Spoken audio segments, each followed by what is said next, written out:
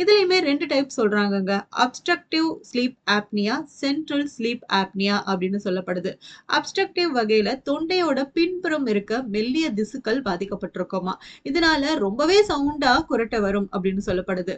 அடுத்த டைப்பான சென்ட்ரல் ஆப்னியால தொண்டை தசையோட செயல்பாடு குறைஞ்சிருக்குமாம். இந்த குறைபாட்டு காரணங்கள்னால உடலோட பருமன் அதிகரிக்கும். இரைப்பை அழற்சி உருவாகும். மூக்கு மற்றும் தொண்டை, நாக்கு இந்த பகுதியில எல்லாமே அடிக்கடி பிரச்சனை வர்றதுக்கான வாய்ப்பு இருக்கு அப்படின்னு சொல்லப்படுது.